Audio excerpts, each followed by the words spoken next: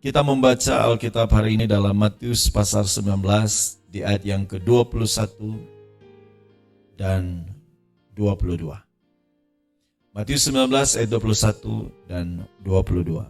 Ini adalah sepenggal cerita yang Alkitab memberikan tema orang muda yang kaya. Matius 19 ayat 22, 21 dan 22. Kata Yesus kepadanya, "Jikalau engkau hendak sempurna, pergilah, jualah segala milikmu dan berikanlah itu kepada orang-orang miskin, maka engkau akan beroleh harta di sorga. Kemudian datanglah kemari dan ikutlah aku." Ketika orang muda itu mendengar perkataan itu, pergilah ia dengan sedih sebab banyak hartanya. Saudara-saudara yang saya kasihi dalam Tuhan, kita kalau membaca ayat ini, kita akan merasa tertegun betapa kemampuan atau kelebihan seseorang memahami tentang Tuhan atau kapasitas seseorang mencari Tuhan belumlah lengkap kalau seandainya itu hanya diukur dari konsep berpikir tentang agama. Karena kalau kita melihat orang muda yang kaya ini, dia itu orang yang sangat berbakti dalam keagamaan. Dia katakan, kalau saudara membaca dari awal, semua hukum Taurat, perintah dari segala hukum Taurat telah dia turuti. Mungkin hukum-hukum yang ada dalam Taurat. Dia merasa tertantang bertanya kepada Yesus, "Apalagi yang dapat aku lakukan supaya aku bisa berkenan? Apalagi yang harus aku lakukan? Perintah yang mana lagi yang harus kulakukan supaya aku benar-benar bisa menikmati kehidupan yang sesungguhnya mengasihi Tuhan?" Saudara, mungkin Yesus tahu bahwa anak muda ini dia memiliki hati yang rindu, mau berjuang untuk mencari Tuhan, mau berjuang untuk melakukan kehendak Tuhan. Atau mungkin di sisi lain, Yesus mau tahu bahwa anak muda ini sebenarnya juga ingin menyombongkan diri dengan apa yang dia capai. Jadi bisa beberapa definisi bisa kita lihat sikap dari anak muda ini. Mungkin di sisi lain dia bisa mengutarakan itu karena kerinduan, atau di sisi lain karena dia menyatakan kesombongan. Kita tidak tahu. Tetapi itu terbukti ketika Yesus berkata, "Kalau engkau mau sempurna, jual segala hartamu, berikan kepada orang miskin, baru ikut Tuhan." Saudara, disinilah terbukti bahwa ternyata dalam keyakinannya, dalam kerinduannya, dalam hasratnya, dalam dia membangun persekutuan dengan Tuhan, masih ada cinta yang lain di luar Tuhan, di mana harta itu masih lebih kuat menguasai hatinya dibanding Tuhan. Maka inilah kalau saudara membaca di bagian Alkitab yang lain, saudara menemukan bahwa kenapa kita tidak boleh terikat dengan kesenangan dunia. Kita tidak boleh terikat dengan mamon. Karena dengan mamon inilah kita akhirnya menjadi penyembah-penyembah berhala. Orang-orang saat ini berjuang keras, saudara.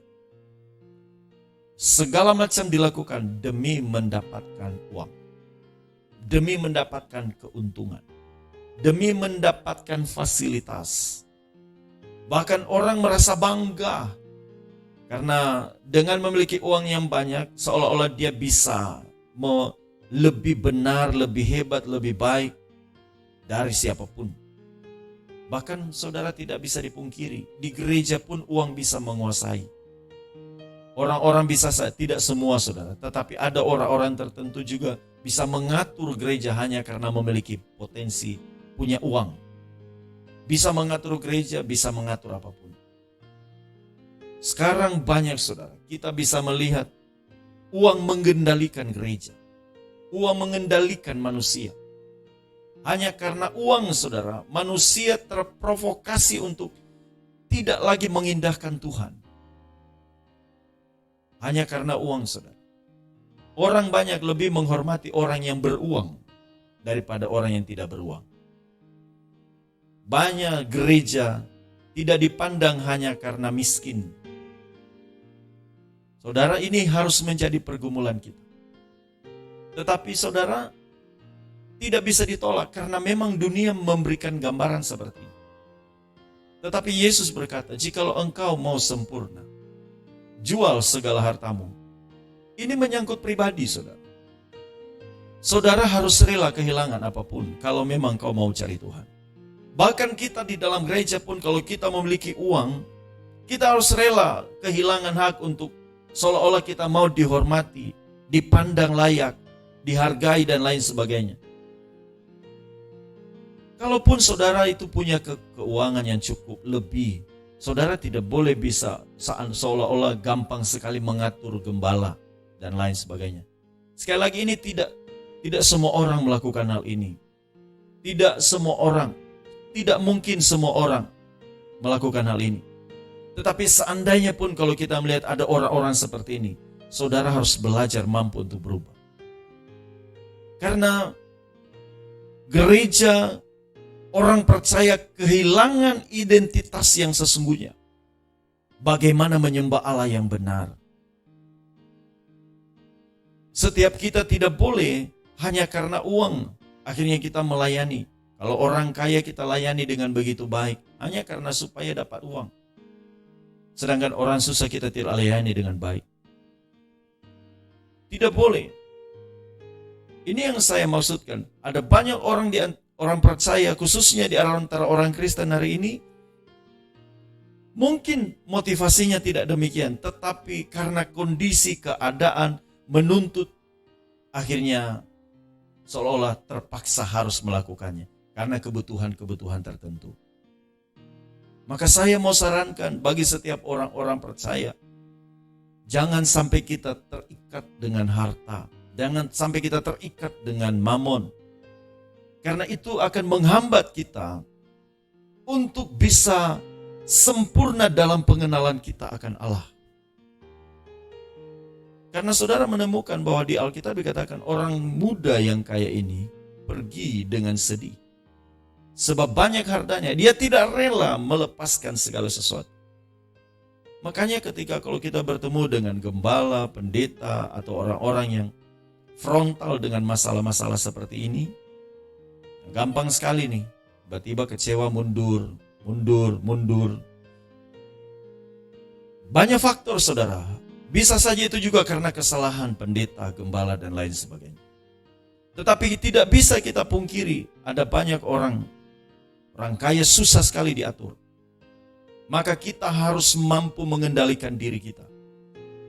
Saudara yang punya kelebihan, jangan sampai kita memiliki keegoisan, kesombongan semuanya, merasa kita lebih benar, lebih baik dari siapapun. Kita harus mampu mengendalikan diri kita. Dalam keluarga pun demikian, saudara. Jangan karena istri gajinya lebih tinggi, seolah-olah bisa mengatur suami. Karena istri lebih besar atau lebih tinggi pangkatnya, sewenang-wenang terhadap suami. Kita juga tidak boleh demikian.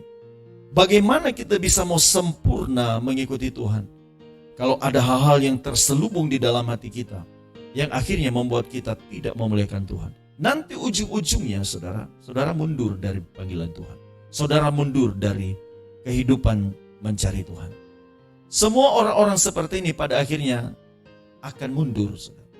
Tidak bisa betah karena gereja seharusnya menjadi tempat untuk melayani, bukan dilayani. Persekutuan seharusnya menjadi tempat untuk melayani, bukan dilayani. Maka mari kita sama-sama melakukan yang terbaik bagi Tuhan. Perenungan hari ini mengajak saudara untuk sempurnalah dalam melayani Tuhan. Kita tidak sempurna, saudara, tetapi kita percaya Roh Kudus akan menyempurnakan apa yang kita lakukan demi kemuliaan namanya. Amin.